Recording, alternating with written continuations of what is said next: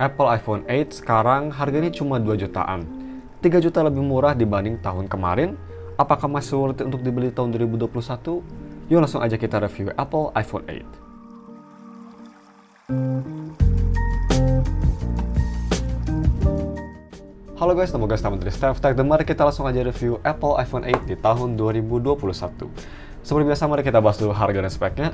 Untuk harganya sekarang harganya cuma di 2,9 jutaan. Bahkan beberapa ada yang harganya 2,8 juta, kalian bisa beli harga segitu. Yang storage-nya 64 GB yang pastinya dan itu tuh single SIM. Seperti biasa kalau kalian beli HP ini gue bakal taruh linknya di deskripsi.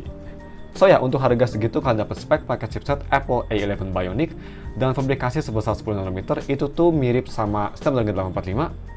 Layar 4,7 inci, Retina LCD display dengan PPI sebesar 326, udah dual speaker, ada NFC, support wireless charging, masih ada 3D touch, Bluetooth 5.0 dan juga punya baterai sebesar 1821 yang bisa fast charging sampai 15 watt.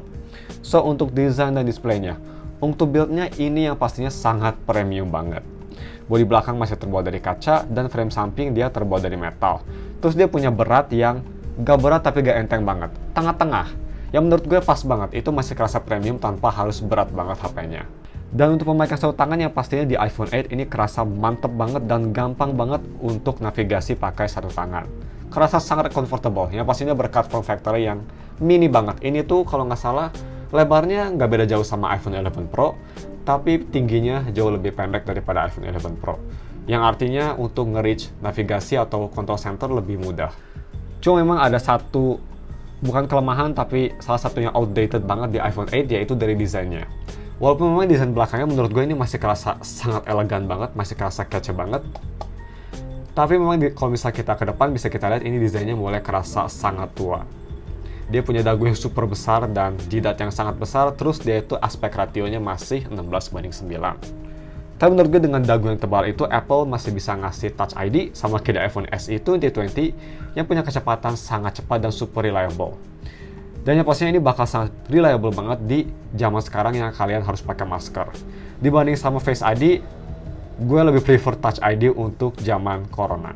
Dan juga di iPhone 7 ke atas, termasuk iPhone 8 yang pastinya udah ada NFC.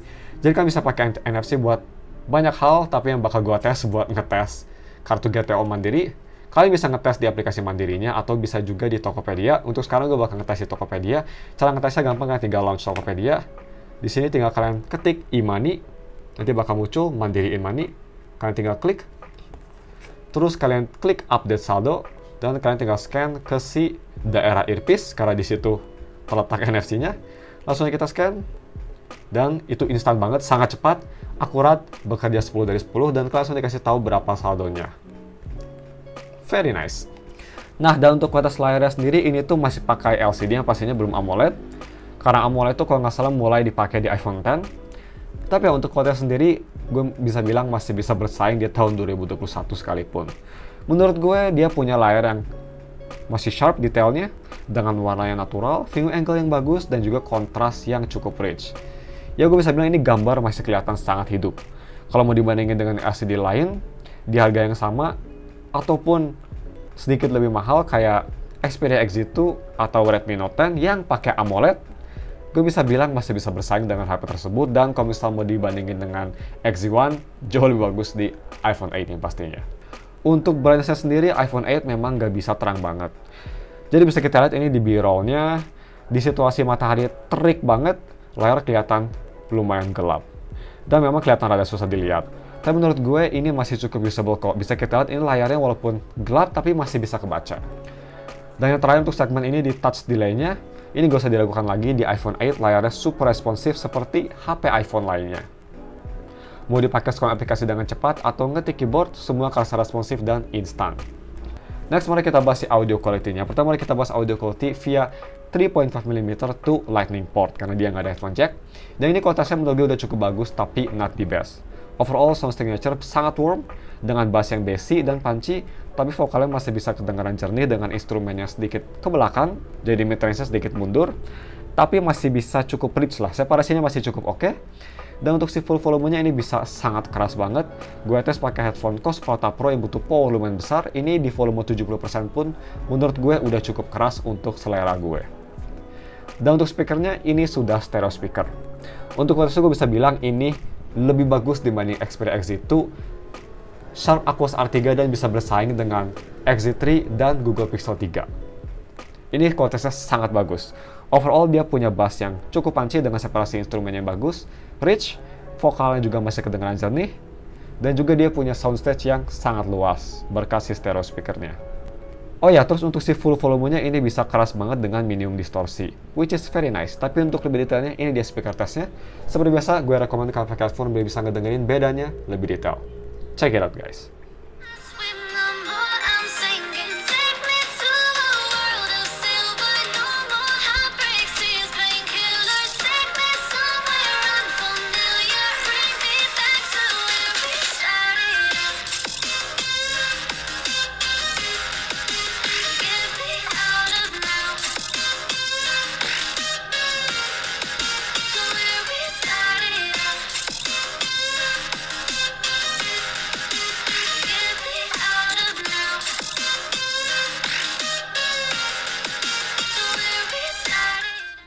Oke, so moving on ke si kamera quality-nya.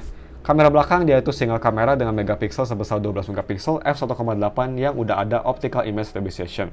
Sedangkan kamera depan ini hanya 7 megapiksel f2.2 yang bisa nge-record video sampai resolusi 1080p di fps 30. Dan untuk kualitas main kameranya ini masih capable banget even di tahun 2021 menurut gue. Walau emang fotonya nggak sebagus Google Pixel yang pastinya ke Google Pixel 3 atau 4, tapi overall masih bisa bersaing di harganya dengan detail yang masih super sharp, warna natural dan warm, dan juga kontras yang cukup bagus. Oh ya, terus dynamic range-nya juga ini menurut gue masih sangat bagus banget. Dan untuk kualitas foto di malam hari, sayangnya di iPhone 8 nggak ada dedicated night mode, karena night mode tuh baru ada di iPhone 11 ke atas. Tapi overall kualitas foto masih cukup oke kok.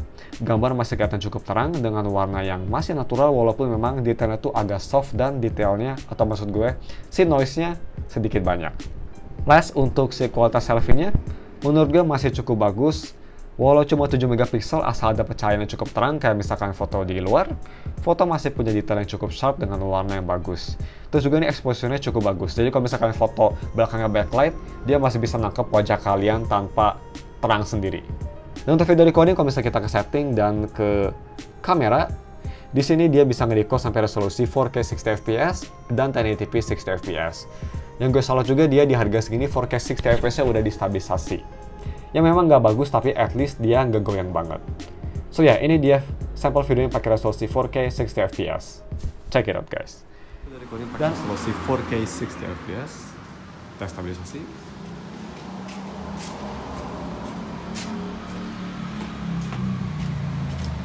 Oke, kita coba fokusin ke batang ini.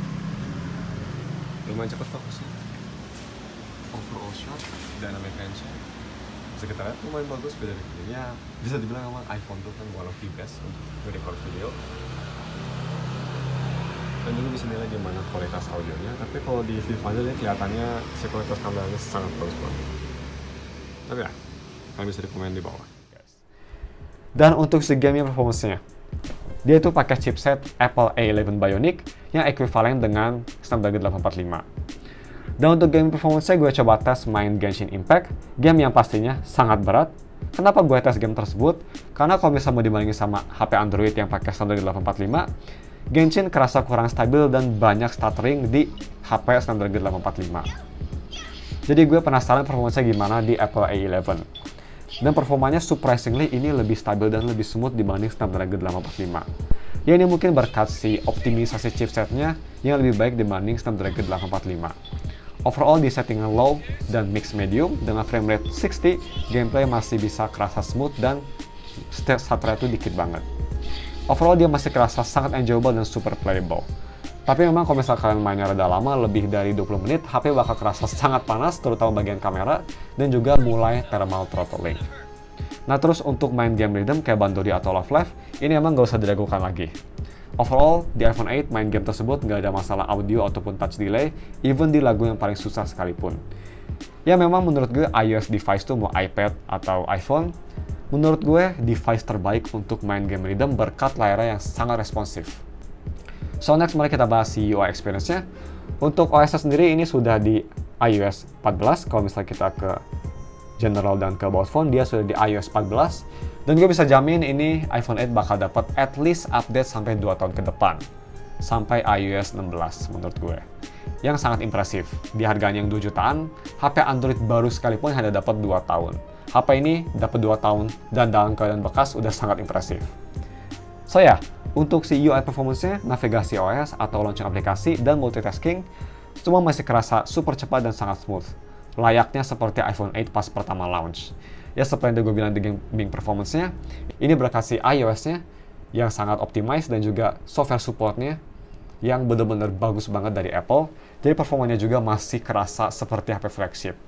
Memang gak secepat iPhone 11 Pro gue, tapi gak beda jauh. 11-12 lah, which is very impressive. Dan untuk DRM infonya, dia yang pastinya udah di Widescreen L1, jadi kalau nonton Netflix atau streaming service lainnya bisa sampai resolusi yang paling tinggi.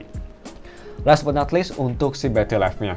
Ini memang salah satu kelemahan dari si iPhone 8 dia karena baterainya tuh kecil banget, hanya 1821 mAh baterai dan hanya bisa fast charging sampai 15 watt aja. Cuma dia at least ada wireless charging, lumayan kece. Dan untuk ketahanan baterainya, unit gue punya battery health kalau misalnya kita ke setting dan kita ke battery, dia punya battery health yang surprisingly lumayan sehat, yaitu battery health-nya di 90%. Sama dengan iPhone 11 Pro gue. Very nice. Dan ya, untuk ketahanan baterai sendiri ini masih bisa bertahan 1 hari penuh, easy, dan pemakaian gue yang enteng hanya sosial media dan nonton video aja. Jadi nggak ada gaming sama sekali ya guys. Untuk screen on time sendiri, ini bisa tahan atau bisa sampai sekitar 6 jam lebih. Yang menurut gue lumayan impresif untuk kapasitas baterai yang kecil banget, tapi kalau misalnya dibandingin dengan HP zaman sekarang yang baterainya jumbo-jumbo dan screen on time yang belasan, memang kerasa jelek banget ini screen on time-nya. Tapi at least untuk charging speed-nya sendiri, ini gue ngecas pakai fast charger, 15 watt gue ngecas dari 20% sampai 100% itu butuh waktu yang lumayan lama memang, 2 jam 5 menit. Tapi dari 20% sampai 71% itu hanya butuh waktu sekitar 30 menit, yang lumayan cepat. So ya, mungkin cuma segitu aja videonya dan langsung aja kita ke si konklusinya. Untuk konklusinya sendiri menurut gue iPhone 8 di tahun 2021 yang sekarang harganya udah jatuh banget, gue bisa bilang kalau misal kalian lagi nyari HP iPhone murah, tapi pengen nyari yang masih bisa tahan untuk tahun kedepannya, dan juga masih punya performa yang bagus, mau dari gaming performance atau dari kamera performance, menurut gue iPhone 8 bisa jadi pilihan yang lebih baik dibanding iPhone 7 atau iPhone 7 Plus sekalipun. Kenapa? Karena di harga 2,9 juta, iPhone 8 punya chipset Apple A11 yang jauh lebih powerful dibanding A10 Fusion yang pastinya. Kualitas video recording menurut gue yang masih bisa bersaing even dengan HP zaman sekarang yang punya harga 2 kali lipat sekalipun di 5 jutaan, menurut gue masih bisa bersaing atau even lebih baik dibanding HP tersebut. Kualitas dual speaker yang sangat bagus dan juga yang gak kalah pentingnya, software support yang masih panjang. Tapi sebelum kalian beli HP ini, gue punya satu warning, yaitu kalau misalnya kalian beli iPhone 8, pastikan kondisinya second dan ada hal yang harus perhatiin sebelum kalian beli HP iPhone second. Mau iPhone apapun, mau iPhone 8, 7, 10, kalian harus ada hal yang diperhatiin, yaitu yang pertama dari si layarnya. Kalian harus pastiin, terutama dari iPhone 8 ke atas, dia itu kalian harus pastiin, tanyain ke sellernya kalau HP-nya masih ada True Tone. Karena itu juga salah satu indikasi untuk ngasih tahu apakah layarnya udah original atau udah diganti. Dan yang kedua yang gak kalah pentingnya yaitu dari si Trio Tools-nya. Pastiin Trio Tools-nya tuh hijau semua. Kalau bisa nggak hijau semua, mending cari seller lain. Dan kalau misalnya kalian dapat HP dijamin dapat Trio Tools hijau dan ternyata dia tuh nggak hijau, gue saranin kalian langsung minta ganti. Jadi ya, itu hal yang paling penting, 2 hal paling penting, True Tone untuk HP iPhone 8 ke atas, tapi untuk iPhone 8 ke bawah, pastiin Trio Tools-nya hijau semua. So ya, seperti biasa, gue bakal taruh linknya di deskripsi, kalau misalkan kalian mau beli HP ini. Tapi ya guys, cuma segitu aja videonya. Mau kalau misalkan kesana ada video kelewat atau ngomong kecepatan, seperti biasa kalau kalian ingin wallpaper Nagatoro yang ada di HP ini, gue udah taruh link Pixiv di deskripsi. Thanks for watching, we'll see you in another video. Bye.